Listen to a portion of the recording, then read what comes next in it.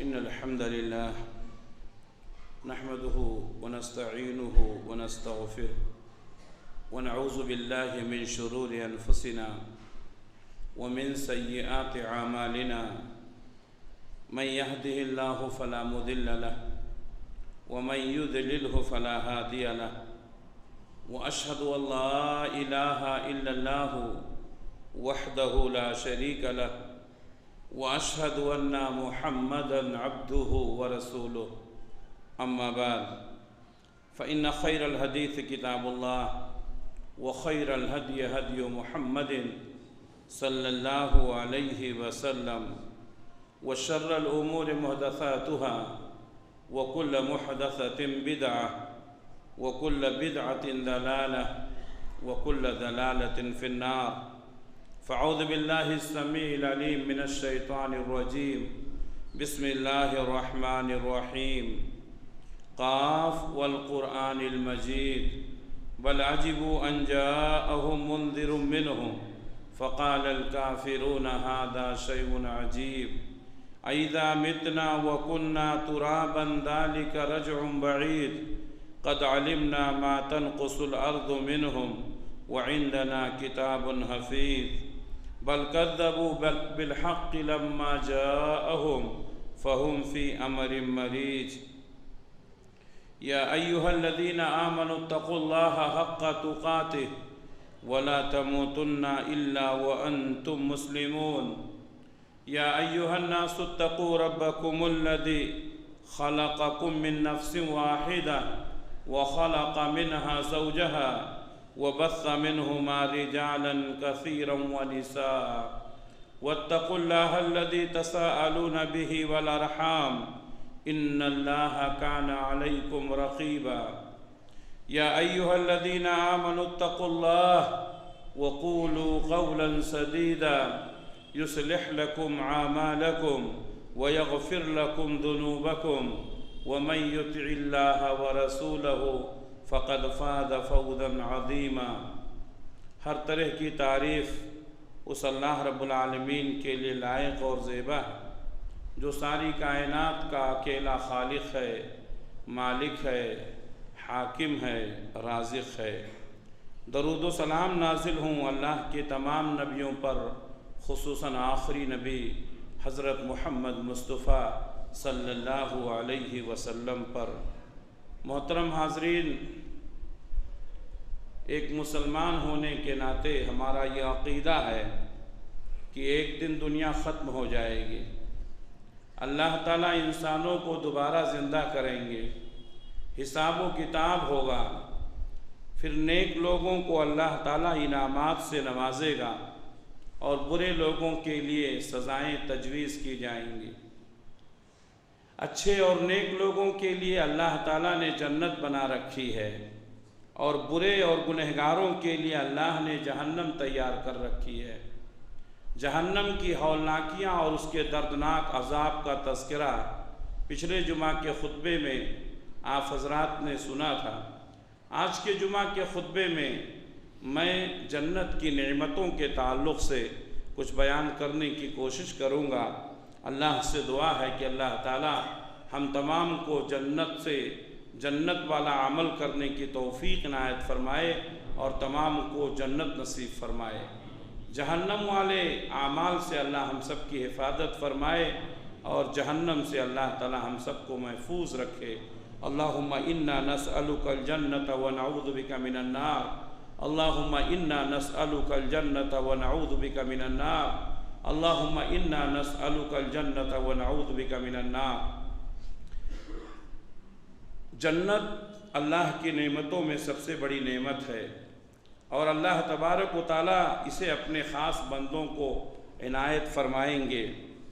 جنت کی عظمت اور اس کی فضیلت اور اس کے نعمتوں کے تعلق سے قرآن مجید میں بہت ساری آیتیں ہیں اور نبی کریم صلی اللہ علیہ وسلم نے بہت ساری حدیثوں میں جنت کی نعمتوں کا تذکرہ کیا ہے۔ اللہ تعالیٰ نے فرمایا فَلَا تَعْلَمُ نَفْسٌ مَّا أُخْفِيَ لَهُم مِّن قُرَّةِ أَعْيُنٍ جَزَاءً بِمَا كَانُوا يَعْمَلُونَ۔ کسی کو معلوم نہیں ہے کہ اللہ تبارک و تعالیٰ نے ان کے آنکھوں کی ٹھنڈک کے لیے کیا تیار کر رکھا ہے، یعنی اللہ تعالیٰ نے ان نعمتوں کو چھپا کر رکھا ہے۔ محدثین نے بیان کیا ہے کہ جس طریقے سے انسان اللہ کی رضا کے لیے چھپ چھپ کر نیکیاں کرتا ہے، اسی طرح اللہ تعالیٰ اس کے لیے نعمتوں کو بھی چھپا کر رکھا ہے۔ ایک نیکی ایسی ہوتی ہے جو ظاہر ہے، ابھی جیسے ہم لوگ جمعہ کی نماز کے لیے حاضر ہوئے ہیں، یہ ظاہر ہے۔ کچھ نیکیاں ایسی ہیں جو چھپی رہتی ہیں، انسان چھپا کر کرتا ہے، تو وہ نیکیاں جو چھپا کر کی جاتی ہیں، جس میں صرف اللہ کی رضا اور خوشنودی مطلوب ہوتی ہے، وہ نیکیاں اللہ کو بہت پسند ہیں۔ اللہ تبارک و تعالیٰ نے جنت کی نعمتوں کو بھی اسی لیے چھپا کر رکھا ہے کہ انسان اللہ کی رضا کے لیے چھپ چھپ کر نیکیاں کرتا ہے۔ حضرت ابو ہریرہ رضی اللہ تعالیٰ عنہ روایت کرتے ہیں کہ اللہ کے رسول صلی اللہ علیہ وسلم نے فرمایا کہ اللہ فرماتا ہے، یعنی حدیث قدسی ہے، اللہ تعالیٰ فرماتا ہے اعددت لعبادی الصالحین، میں نے اپنے نیک بندوں کے لیے ایسی نعمتیں تیار کر رکھی ہیں ما لا عین رأت، جسے کسی آنکھ نے دیکھا بھی نہیں ہوگا، ولا اذن سمعت، اور نہ کسی کان نے ان نعمتوں کے بارے میں سنا ہوگا، ولا خطر علی قلب بشر، سننا اور دیکھنا تو دور کی بات ہے، کسی نے ان نعمتوں کے بارے میں سوچا بھی نہیں ہوگا۔ اللہ تعالیٰ ایسی نعمتیں تیار کر رکھا ہے جنت میں اپنے نیک بندوں کے لیے، جیسا کہ صحیح بخاری صحیح مسلم کی حدیث ہے۔ اللہ کے نبی صلی اللہ علیہ وسلم فرماتے ہیں، صحیح بخاری کی حدیث ہے، سہل بن سعد رضی اللہ تعالیٰ عنہ حدیث کے راوی ہیں، کہتے ہیں پیارے نبی نے فرمایا موضع صوت فی الجنت خیر من الدنیا وما فیہا، جنت میں ایک کوڑا رکھنے کی جگہ، ایک کوڑا کتنا بڑا ہوتا ہے، یا ہماری زبان میں چھڑی، یہ چھڑی کتنی بڑی ہے، ایک چھڑی کے برابر، ایک کوڑے کے برابر اگر جنت میں جگہ مل گئی تو اتنی جگہ دنیا کی اور دنیا کی تمام نعمتوں سے بہتر ہے۔ آپ تصور کر سکتے ہیں کہ ایک چھڑی کی جگہ، ایک کوڑے کی جگہ اتنی قیمتی ہے کہ اگر ایک چھڑی ایک کوڑے کی جگہ مل جائے جنت کی تو یہ دنیا اور دنیا کی تمام نعمتوں سے افضل ہے، جیسا کہ اللہ کے نبی صلی اللہ علیہ وسلم نے صحیح بخاری میں فرمایا۔ اسی طریقے سے جنت کی نعمتوں کے تعلق سے اور اس کی عظمت کا تعلق سے اللہ کے نبی صلی اللہ علیہ وسلم نے فرمایا کہ ایک ایسا شخص جس نے پوری زندگی مصیبتوں پریشانیوں میں گزاری ہو، اس کو کبھی خوشی میسر نہ ہوئی ہو، ہمیشہ تکلیف میں، دکھوں میں، مصیبتوں میں، پریشانیوں میں زندگی گزارنے والا، ایک لمحے کے لیے اس کو جنت میں داخل کیا جائے گا۔ جنت کی نعمتیں ایک لمحے کے لیے جب اس کو حاصل ہوں گی، وہ دنیا کی ساری مصیبتوں پریشانیوں کو بھول جائے گا۔ اللہ تبارک و تعالیٰ اس سے سوال کرے گا کہ دنیا میں تجھے کوئی مصیبت اور پریشانی آئی تھی، وہ انسان کہے گا اے اللہ مجھے کچھ نہیں یاد آ رہا۔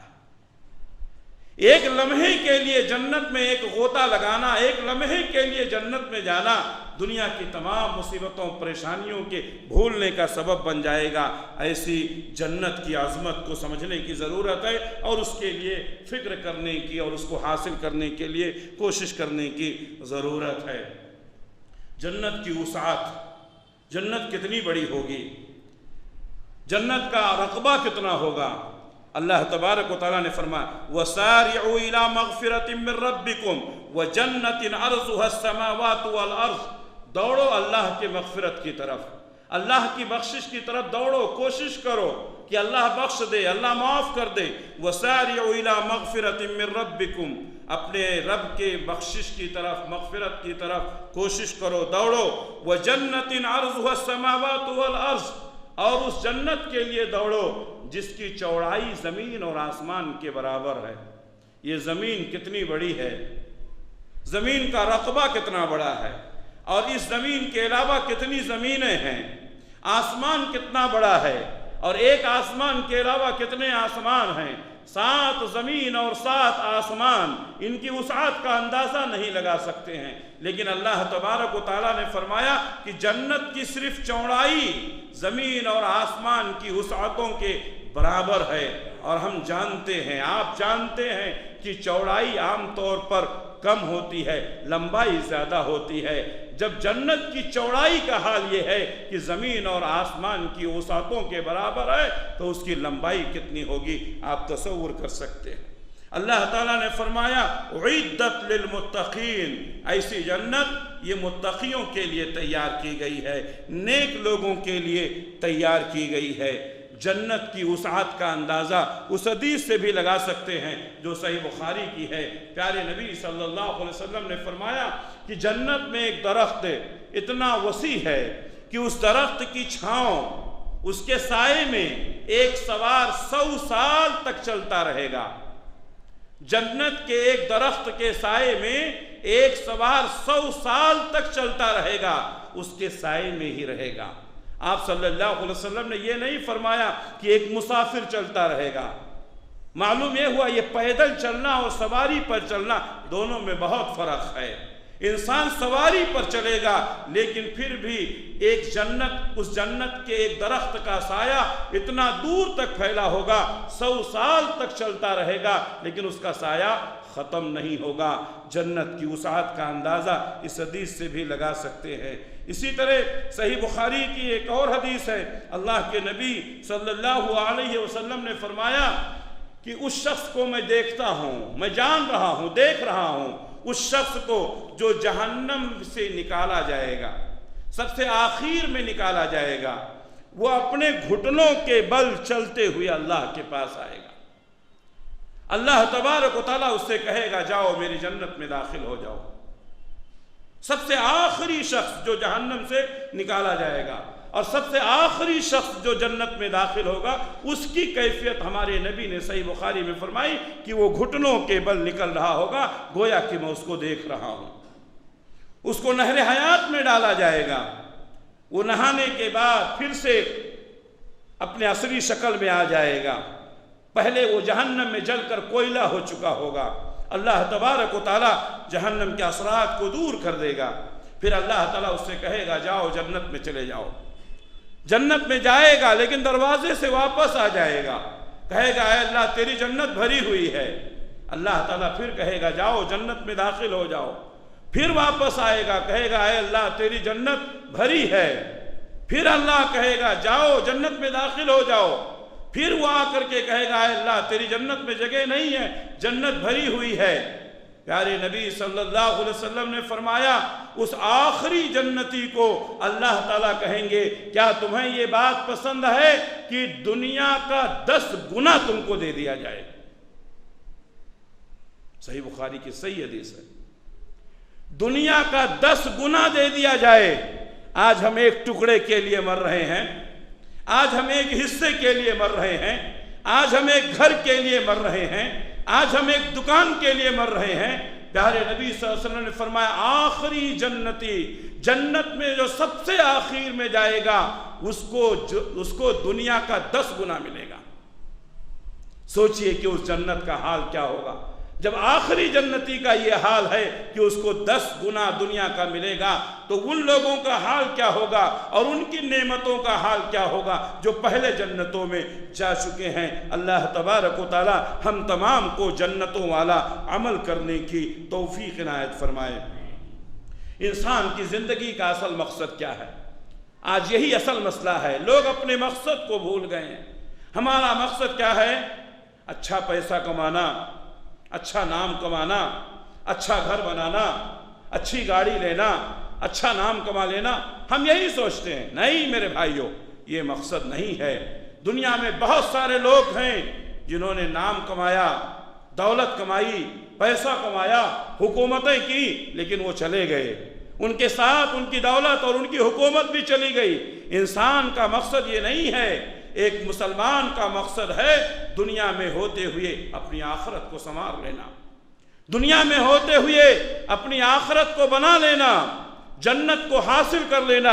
اللہ تبارک و تعالیٰ نے قرآن مجید میں فرمایا سورہ آل عمران میں فَمَنْ زُحْزِحَ عَنِ النَّارِ وَأُدْخِلَ الْجَنَّةَ فَقَدْ فَازَ۔ جو شخص جہنم سے بچا لیا گیا، جہنم سے بچا لیا گیا، وَأُدْخِلَ الْجَنَّةَ جنت میں داخل کر دیا گا، فَقَدْ فَازَ تو وہ کامیاب ہو گیا۔ دنیا کی مصیبتیں آج ہیں کل ختم ہو جائیں گی، لیکن جہنم کی مصیبت ختم نہیں ہوگی۔ دنیا کی نعمتیں آج ہیں کل ختم ہو جائیں گی، لیکن جنت کی نعمتیں کبھی ختم نہیں ہوں گی۔ عارضی دنیا کے لیے ہمیشگی والی جنت کو ٹھوکر مت مارو میرے بھائیو، اس جنت کو کمانے کی کوشش کرو جس کے بارے میں اللہ تبارک و تعالیٰ نے فرمایا کہ اس کی چوڑائی زمین و آسمان کی چوڑائی کے برابر۔ وہ جنت جس کے بارے میں اللہ تعالیٰ نے فرمایا کہ جو شخص جہنم سے بچا لیا گیا، جنت میں داخل ہو گیا، فقط فاز، تو وہ کامیاب ہو گیا۔ اسی طریقے سے جنت میں سب سے پہلے ہمارے نبی صلی اللہ علیہ وسلم جائیں گے۔ جنت میں سب سے پہلے آپ کا داخلہ ہوگا۔ صحیح مسلم کی حدیث ہے، اللہ کے نبی صلی اللہ علیہ وسلم فرماتے ہیں انا اول من یقرع باب الجنہ، میں پہلا شخص ہوں جو جنت کے دروازے پر پہنچ کر کے جنت کو کھٹکھٹاؤں گا، جنت کے دروازے کو کھٹکھٹاؤں گا۔ جنت کا دربان باہر نکلے گا، کہے گا من، تم کون ہو؟ اللہ کے نبی صلی اللہ علیہ وسلم فرمائیں گے محمد، میں محمد ہوں، میں محمد ہوں۔ تو وہ جنت کا دربان جو ہے وہ کہے گا ہاں مجھے اسی بات کا حکم دیا گیا تھا کہ آپ سے پہلے کسی کے لیے جنت کا دروازہ نہ کھولا جائے۔ چنانچہ وہ جنت کا دروازہ کھولے گا، اللہ کے نبی صلی اللہ علیہ وسلم سب سے پہلے جنت میں داخل ہوں گے۔ جنت کے کل 8 دروازے ہیں۔ پچھلے جمعہ کے خطبے میں نے بتایا تھا کہ جہنم کے 7 دروازے ہیں اور مختلف دروازوں سے مختلف گنہگار داخل ہوں گے۔ اسی طرح جنت کے 8 دروازے ہیں اور 8 دروازوں میں مختلف لوگ مختلف اعمال کے وجہ سے داخل ہوں گے۔ جن لوگوں نے ہمیشہ نمازوں کا اہتمام کیا باب الصلاۃ سے جائیں گے، جن لوگوں نے صدقہ اور خیرات کا اہتمام کیا وہ باب الصدقہ سے جائیں گے، جن لوگوں نے رمضان میں روزوں کا اہتمام کیا وہ باب الریان سے جائیں گے۔ اللہ کے نبی صلی اللہ علیہ وسلم نے جب یہ حدیث بیان کی، حضرت ابوبکر صدیق رضی اللہ تعالیٰ عنہ کھڑے ہوئے، کہا اے اللہ کے رسول، لوگ مختلف دروازوں سے جائیں گے، اپنے اپنے عمل کی بنیاد پر ان کے لیے جنت کے دروازے کھلیں گے، کیا کوئی شخص ایسا بھی ہوگا جس کے لیے جنت کے سارے دروازے کھول دیے جائیں، جس دروازے سے چاہے داخل ہو جائے؟ پیارے نبی صلی اللہ علیہ وسلم نے فرمایا ہاں اے ابوبکر تم ہو، تم ان لوگوں میں سے ہو جن کے لیے جنت کے 8 دروازے کھول دیے جائیں گے، اور وہ جس دروازے سے چاہے داخل ہو جائے۔ حضرت ابوبکر صدیق رضی اللہ تعالیٰ عنہ کی عظمت، آپ کا مقام و مرتبہ اتنا بڑا ہے کہ آپ جب جنت کے قریب پہنچیں گے تو جنت کے 8 دروازے آپ کے لیے کھول دیے جائیں گے۔ اللہ کے نبی صلی اللہ علیہ وسلم نے فرمایا ایک نیک خاتون، المرأة إذا صلت خمسها وصامت شهرها وحسنت فرجها وأطاعت بعلها، ایک نیک خاتون جو رمضان کے روزے رکھتی ہے، نمازوں کا اہتمام کرتی ہے، اپنے شرمگاہ کی حفاظت کرتی ہے، اپنے شوہر کی اطاعت و فرما برداری کرتی ہے، تو اس سے کہا جائے گا تو بھی جنت کے جس دروازے سے چاہے داخل ہو جا۔ میری ماں اور بہنوں، دنیا میں بہت سارے کام ہیں اور یقیناً ان کاموں کے لیے اپنے شوہروں سے جھگڑا کرنے اور ان سے لڑنے کے بجائے یہ 4 کام کرو، یہ 4 کام جس کی وجہ سے جنت کے 8 دروازے کھول دیے جائیں گے۔ کتنی خوش نصیب ہوگی وہ خاتون جس کے لیے جنت کے 8 دروازے کھول دیے جائیں۔ کام بہت آسان ہے، 5 وقتہ نمازوں کا اہتمام کرنا ہے، رمضان کے روزے رکھنے ہیں، اپنے شرمگاہ کی حفاظت کرنی ہے، شوہر کی اطاعت و فرما برداری کرنی ہے، شوہر کو ناراض کر کے دنیا کمانا، شوہر کو ناراض کر کے اپنی خواہشیں پوری کرنا، شوہر کو ناراض کر کے اپنے دوسرے لوگوں کو خوش کرنا، یہ خوش نصیبی نہیں، یہ بد نصیبی ہے، یہ بد نصیبی ہے۔ پیارے نبی صلی اللہ علیہ وسلم نے فرمایا جہنم میں عورتیں زیادہ اسی وجہ سے جائیں گی کہ اپنے شوہروں کی ناشکری کرتی تھیں، ان کی نافرمانیاں کرتی تھیں۔ میری ماں اور بہنوں، اپنے شوہروں کی اطاعت و فرما برداری کرو اور اپنے آپ کو جہنم سے بچانے کی کوشش کرو۔ جنت کی مٹی کستوری کی ہے، اتنی خوشبو مشک، آج مشک کتنا مہنگا ہو گیا ہے، جنت کی مٹی میں مشک ہے، اس کی جو مٹی ہے وہ مشک کی ہے، اس میں خوشبو اتنا ہے۔ اللہ کے نبی صلی اللہ علیہ وسلم نے معراج کی رات میں جب حضرت ابراہیم علیہ السلام سے ملاقات کی، جب آپ بیت المعمور کے پاس ٹیک لگائے ہوئے بیٹھے تھے، حضرت ابراہیم علیہ السلام نے اللہ کے نبی سے کہا اے اللہ کے رسول اپنی امت کو میرا سلام سنائیے۔ حضرت ابراہیم نے امت محمدیہ کو سلام بھیجا، اپنی امت کو میرا سلام سنائیے اور ان سے کہہ دیجئے کہ یہاں کی مٹی بڑی زرخیز ہے، یہاں کا پانی بہت میٹھا ہے، انسان اپنے عمل کی بنیاد پر اپنی جنت تیار کرتا ہے۔ ایک مرتبہ کہتا ہے اللہ اکبر، ایک درخت لگا دیا جاتا ہے، کہتا ہے سبحان اللہ، ایک درخت لگا دیا جاتا ہے، کہتا ہے الحمدللہ، ایک درخت لگا دیا جاتا ہے، سبحان اللہ، الحمدللہ، لا الہ الا اللہ، پھر ایک درخت لگا دیا جاتا ہے، اللہ اکبر، پھر ایک درخت لگا دیا جاتا ہے۔ جس قدر ہم اللہ کا ذکر کریں گے، جس قدر ہم نیکیاں کریں گے، اسی قدر جنت بنتی جائے گی، سنورتی جائے گی۔ جنت کی مٹی کستوری ہے، وہ خوشبو اتنا زیادہ ہے، پیارے نبی صلی اللہ علیہ وسلم فرماتے ہیں کہ جنت کی جو حوریں ہیں، اس کے دوپٹے کا ایک ٹکڑا، اس کے دوپٹے کا ایک ٹکڑا اگر دنیا میں گر جائے تو اس دوپٹے کے ٹکڑے کی خوشبو کی وجہ سے پوری دنیا معطر ہو جائے گی۔ آپ سوچئے کہ جنت کی وہ حور جس کے دوپٹے کی خوشبو اتنی زیادہ ہے کہ اس کے دوپٹے کا ایک ٹکڑا اگر دنیا میں آ جائے تو پوری دنیا معطر ہو جائے، تو پوری جنت کا حال کیا ہوگا؟ پوری جنت کس قدر خوشبو میں بھری ہوئی ہوگی۔ اللہ کے نبی صلی اللہ علیہ وسلم نے جنت کے پھل کے متعلق کہا کہ انسان جہاں چاہے گا جنت کا پھل اس کے پاس پہنچ جائے گا۔ اگر آدمی کھڑا ہے اور چاہے گا کہ وہ پھل مجھے چاہیے، وہ شاخ نیچے جھک جائے گی، وہ ڈالی نیچے جھک جائے گی، اور انسان کھڑے ہوئے اس پھل کو توڑ لے گا اور فوراً اس کی جگہ پر دوسرا پھل آ جائے گا۔ اگر انسان بیٹھا ہوا ہے اپنے دوستوں کے ساتھ، مسندوں پر بیٹھا ہوا ہے اور وہ چاہتا ہے کہ اس کو اٹھنا نہ پڑے، تو جنت کی وہ شاخ وہاں تک جھک جائے گی اور آدمی وہ پھل توڑ لے گا، پھر اس کی جگہ پہ دوسرا پھل آ جائے گا۔ اگر انسان لیٹا ہوا ہے اور چاہے کہ وہیں پر اس کا پھل پہنچ جائے، تو وہ جنت کی وہ ڈالی، وہ پھل وہاں تک پہنچ جائے گا اور وہ توڑ لے گا اور اس کی جگہ پر دوسرا پھل آ جائے گا۔ پیارے نبی صلی اللہ علیہ وسلم نے فرمایا کہ کھجور کا ایک گچھا مجھے دکھایا گیا، میں اس کو لینے کے لیے لپکا، اگر میں اس کو لے لیتا تو جب تک یہ دنیا قائم رہے گی اس وقت تک تم کھاتے رہتے، تو وہ کھجور کا گچھا ختم نہیں ہوتا۔ یہ ہے جنت کا پھل۔ پیارے نبی صلی اللہ علیہ وسلم نے جنت کے تعلق سے بڑی اہم باتیں بتائیں۔ جنت کا جو درخت ہوگا، اللہ کے نبی صلی اللہ علیہ وسلم فرماتے ہیں اس کی ٹہنیاں سونے کی ہوں گی، اس کا تنا سونے کا ہوگا۔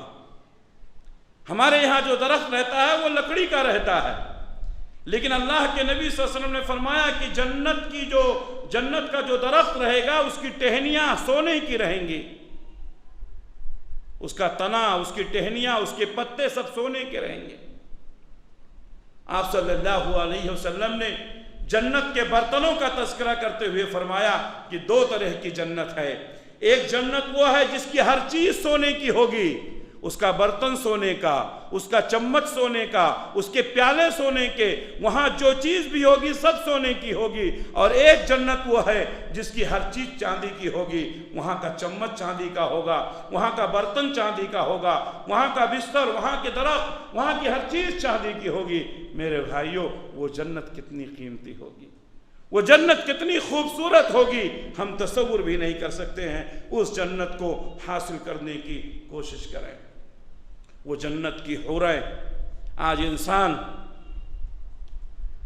ذرا سی لذت کے لیے، ذرا سی خواہش کے لیے اپنی عاقبت خراب کر لیتا ہے، زناکاریاں، بدکاریاں کرتا ہے اور سمجھتا ہے کہ یہ کوئی بہت بڑا کام ہے۔ میرے بھائیوں، اللہ تبارک و تعالیٰ نے انسانوں کے لیے، متقیوں کے لیے جنت میں حوریں تیار کر رکھی۔ وہ حوریں اتنی خوبصورت ہیں، وہ حوریں اتنی خوبصورت ہیں، پیارے نبی صلی اللہ علیہ وسلم نے فرمایا کہ ان کی پنڈلیوں کا گودا ان کے اندر سے نظر آئے گا۔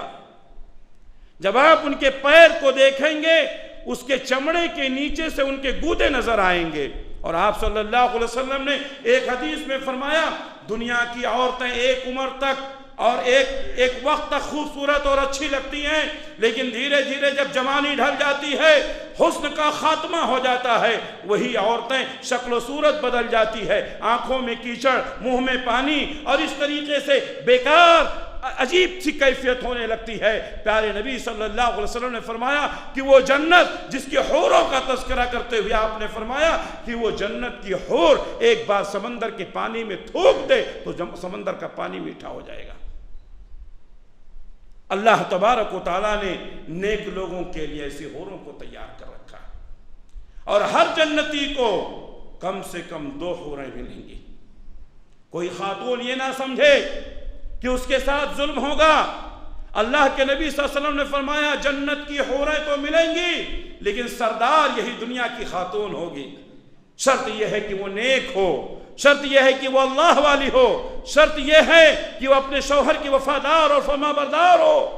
جو عورتیں اپنے شوہروں کو تکلیف دیتی ہیں، پیارے نبی صلی اللہ علیہ وسلم نے فرمایا، صحیح حدیث ہے، دنیا میں کوئی عورت اپنے شوہر کو تکلیف دیتی ہے تو جنت کی حور کہتی ہے اللہ کی بندی سدھر جا، سدھر جا، اور اللہ کے بندے کو تکلیف نہ پہنچا، وہ تیرے ساتھ بہت کم دنوں تک ہے، اس کے بعد وہ جنت میں آنے والا ہے۔ اگر دنیا کی خواتین اپنے شوہروں کی اطاعت و فرما برداری کرتی ہیں تو جنت میں ان حوروں کی سردار ہوں گی۔ اللہ کے نبی صلی اللہ علیہ وسلم نے اس سلسلے میں بہت ساری باتیں بتائیں۔ جنت میں دودھ کی نہریں ہوں گی، شہد کی نہریں ہوں گی، پانی کی نہریں ہوں گی، شراب کی نہریں ہوں گی۔ پانی، معمولی پانی پینے کے لیے ہم کو مہینے کا بل بھرنا پڑتا ہے، اور وہ بھی پانی کیسا کیسا پانی آتا ہے۔ جنت کی نہریں، جنت کا پانی اتنا شفاف ہوگا آپ تصور نہیں کر سکتے۔ دودھ، معمولی دودھ لینے کے لیے انسان کو کتنے ہزاروں روپے دینے پڑتے ہیں، جنت میں دودھ کی نہریں ہوں گی، اور اس نہر سے چھوٹی چھوٹی نالیاں ہوں گی، انسان اپنے گھروں تک پہنچا لے گا۔ آپ کو جانے کی ضرورت نہیں ہے، دودھ لانے کی ضرورت نہیں ہے، نہ آپ کو جانے کی ضرورت ہے نہ کسی کو لانے کی ضرورت ہے۔ اللہ تعالیٰ نے ایسا سسٹم بنایا ہے کہ آپ کے خوابگاہ تک، آپ کے گھر تک اس نہر سے ایک نالی آئے گی جو آپ کے گھر تک دودھ پہنچا دے گی۔ اسی نالی کے ذریعے سے دودھ آتا رہے گا، پانی آتا رہے گا، شراب آتا رہے گا۔ اللہ اکبر۔ شراب کا نام سنتے ہی ہو سکتا ہے کسی کے ذہن و دماغ میں یہ بات آئے کہ دنیا میں تو شراب حرام ہے۔ بہت ساری چیزیں دنیا میں حرام ہیں لیکن جنت میں ملیں گی۔ اسی لیے اللہ تبارک و تعالیٰ نے منع کیا ہے کہ اگر دنیا میں ان چیزوں کا استعمال کرو گے تو جنت میں محروم ہو جاؤ گے۔ جو لوگ شراب کا استعمال کرتے ہیں وہ سن لیں، جنت کا شراب نہیں پی سکیں گے، جنت کا شراب انہیں نہیں ملے گا۔ دنیا کی شراب پی کر کے انسان کی عقل معوف ہو جاتی ہے، انسان بہن، بیٹی، بیوی اور ماں میں فرق نہیں کر پاتا ہے، اور اس کے بعد کچھ دنوں کے بعد بیماریاں اور پریشانیاں آتی ہیں، کینسر کا مریض، لیور خراب، کڈنی خراب، ہزاروں لاکھوں روپے خرچ ہوتے ہیں۔ یہ دنیا کا شراب گندی شراب ہے، منہ سے باس آتی ہے۔ اللہ کے نبی صلی اللہ علیہ وسلم نے شراب پینے سے منع کیا ہے۔ اللہ تبارک و تعالیٰ نے شراب کے تعلق سے حرمت کی آیت نازل فرمائی ہے، لیکن جنت کی شراب اتنی پاکیزہ ہوگی، پینے کے بعد انسان توانا ہو جائے گا، انسان اور طاقت والا ہو جائے گا، انسان کی خوبصورتی بڑھ جائے گی، اس کی صحت میں اضافہ ہو جائے گا۔ جنت کی وہ شراب الرحیق المختوم، مہر بند شراب، ہم تصور نہیں کر سکتے ہیں۔ جنت کے شراب کو دنیا کے شراب سے تصور کرنا یہ صحیح نہیں ہے۔ اللہ کے نبی صلی اللہ علیہ وسلم نے یہ بھی فرمایا کہ کوئی بھی آدمی اپنے عمل کی بنیاد پہ جنت میں نہیں جا سکتا۔ ہم کتنا بھی عمل کر لیں، نمازوں کا اہتمام کریں، روزوں کا اہتمام کریں، صدقات و خیرات کا اہتمام کریں، عمل کی بنیاد پر کوئی آدمی جنت میں نہیں جائے گا۔ اب آپ کے دل میں یہ سوال اٹھ رہا ہوگا کہ جب انسان عمل کی بنیاد پر جنت میں نہیں جا سکتا ہے تو ہم عمل کریں کیوں؟ ہم عمل اس لیے کرتے ہیں تاکہ اللہ خوش ہو جائے، ہم عمل اس لیے کرتے ہیں تاکہ اللہ راضی ہو جائے، اور جب ہمارے عمل سے اللہ راضی ہو جائے گا تو اپنی رحمت سے ہم کو جنت میں داخل کر دے گا۔ اللہ کے نبی صلی اللہ علیہ وسلم نے جب یہ حدیث بیان کی کہ کوئی بھی آدمی اپنی عمل کی بنیاد پر جنت میں نہیں جائے گا جب تک کہ اللہ کی رحمت اس کو ڈھانپ نہ لے، صحابہ کرام نے پوچھا کہ اے اللہ کے رسول آپ بھی کہا؟ ہاں میں بھی اپنے عمل کی بنیاد پر جنت میں نہیں جا سکوں گا۔ عمل اس لیے ہے تاکہ اللہ راضی ہو جائے، اللہ نے حکم دیا ہے، ہم اللہ کے حکم کی فرما برداری کریں گے، اللہ راضی ہوگا، ہم کو جنت دے گا۔ تو جو جنت ملے گی وہ اللہ کی رحمت سے ملے گی۔ انسان اپنے عمل کی بنیاد پر جنت میں نہیں جا سکتا ہے۔ اسی طریقے سے جنت میں جانے کے لیے ہمیں چاہیے کہ ہم اللہ سے دعا کرتے رہیں، عمل کے ساتھ ساتھ دعا کرتے رہیں۔ پیارے نبی صلی اللہ علیہ وسلم کی صحیح حدیث ہے کہ اگر کوئی شخص 3 مرتبہ اللہ سے جنت کا سوال کرتا ہے، اللہم انی اسألک الجنہ، اے اللہ میں تجھ سے جنت مانگتا ہوں، 3 مرتبہ، چوتھی مرتبہ جنت کہتی ہے کہ اے اللہ اس کو جنت میں داخل کر دے۔ آپ صلی اللہ علیہ وسلم نے فرمایا کوئی آدمی 3 مرتبہ اگر اللہ سے جہنم کی پناہ طلب کرتا ہے تو وہ جہنم چوتھی مرتبہ کہتی ہے اے اللہ اس کو جہنم سے بچا لے۔ اس لیے ہمیں جنت کا سوال کرتے رہنا چاہیے اور جہنم سے بچنے کی دعا کرتے رہنا چاہیے۔ اللہم انا نسألک الجنت ونعوذ بک من النار، اللہم انا نسألک الجنت ونعوذ بک من النار، اللہم انا نسألک الجنت ونعوذ بک من النار، اللہم انا نسألک الجنت ونعوذ بک من النار۔ ہمیں اس دعا کا ہمیشہ ورد کرتے رہنا چاہیے، اس دعا کا اہتمام کرتے رہنا چاہیے۔ وہ کون سے اعمال ہیں جس کے ذریعے سے انسان جنت تک جا سکتا ہے یا اپنے رب کو راضی کر سکتا ہے؟ بہت سارے اعمال۔ سب سے پہلی چیز توحید کا مضبوط ہونا، توحید کا مضبوط ہونا اور شرک سے اپنے آپ کو بچانا۔ اس لیے کہ اللہ تعالیٰ نے مشرک کے لیے جنت کو حرام قرار دیا۔ وَمَن يُشْرِكْ بِاللَّهِ فَقَدْ حَرَّمَ اللَّهُ عَلَيْهِ الْجَنَّةَ وَمَأْوَاهُ النَّارُ۔ جس شخص نے اللہ کے ساتھ کسی کو شریک کیا، اللہ نے اس کے اوپر جنت کو حرام قرار دیا ہے، اس کا ٹھکانہ جہنم ہے۔ تو توحید پرست بن جائیں، کسی کے سامنے سر نہ جھکائیں، زندہ ہو یا مردہ، کسی کے نام کی دہائی نہ دیں، کسی کے نام کا نظر و نیاز نہ کریں، کسی کے دربار پہ حاضری نہ دیں، مصیبت اور پریشانی میں صرف اللہ کو پکاریں۔ اللہ کے نبی صلی اللہ علیہ وسلم نے فرمایا اذا سألت فاسأل اللہ، جب تم کو کچھ مانگنا ہو اللہ سے مانگو، وَإِذَا اسْتَعَنْتَ فَاسْتَعِنْ بِاللَّهِ، اور جب مدد مانگنی ہو تو اللہ سے مدد مانگو۔ دنیا کے لوگ کیا دیں گے؟ کوئی آدمی ایسا نہیں ہے جو خود نہ مانگتا ہو، جس سے وہ مانگتا ہے ہم ڈائریکٹ اللہ سے مانگیں گے۔ اللہ سے مانگو، کسی اور کے سامنے سر نہ جھکاؤ، کسی اور کے سامنے ہاتھ نہ پھیلاؤ، کسی اور کے سامنے عاجزی و انکساری نہ کرو، کسی کے سامنے نہ جھکو۔ وہ اللہ رب ذوالجلال جو پوری دنیا کو دیتا ہے وہ آپ کو بھی دے گا، ہم کو بھی دے گا۔ تو توحید کو مضبوط کرو، شرک سے اپنے آپ کو بچاؤ، سنتوں کا اہتمام، بدعتوں سے اجتناب۔ جو آدمی سنتوں پر عمل نہیں کرتا ہے بدعتوں میں پڑ جاتا ہے، اور بدعتی آدمی گمراہی کے راستے پر جاتا ہے۔ نبی کی سنتوں کا اہتمام کرو، یہ جنت کا راستہ ہے۔ فرائض کے علاوہ نوافل کا بھی اہتمام کرو، اس لیے کہ اللہ تبارک و تعالی فرائض کے بعد نوافل کو پسند کرتا ہے۔ آج ہماری حالت یہ ہے ہم فرائض کا اہتمام نہیں کرتے۔ ہماری اس مسجد میں بیٹھے ہوئے کتنے لوگ ہیں، سوچیں کہ آپ نمازوں کا اہتمام کتنا کرتے ہیں، کتنا کرتے ہیں۔ آج بہت سارے لوگوں نے سوچ لیا کہ ہم ہفتے میں 1 دن جمعہ کی نماز پڑھ لیں گے جنت میں چلے جائیں گے۔ اللہ کی جنت پانا اتنا آسان نہیں ہے۔ 5 وقتہ نمازوں کا اہتمام کرو، توبہ کرو۔ جنت میں جانے کے لیے فرائض کا اہتمام ضروری۔ جو آدمی فرائض کا اہتمام نہیں کرتا ہے وہ نوافل کتنا بھی کر لے بیکار ہے۔ اللہ کے نبی صلی اللہ علیہ وسلم نے فرمایا انسان کے اعمال کی قبولیت کا دار و مدار نماز پر ہے۔ فَإِذَا صَلُحَتْ صَلُحَ سَائِرُ عَمَلِهِ، اگر یہ صحیح ہے تو سارا عمل صحیح ہوگا۔ نمازوں کا اہتمام کرو۔ یہاں بیٹھے ہوئے مرد، عورتیں، چھوٹے بڑے، بوڑھے بزرگ، تمام لوگ یہاں سے یہ سوچ کر اٹھے کہ ہم 5 وقتہ نمازوں کا اہتمام کریں گے، فرض ہے۔ اسی طریقے سے اللہ کے حقوق کے ساتھ ساتھ بندوں کے حقوق ادا کریں۔ اللہ تعالیٰ یہ چاہتا ہے کہ اس کے بندے اس کے بندوں کا حق ادا کریں۔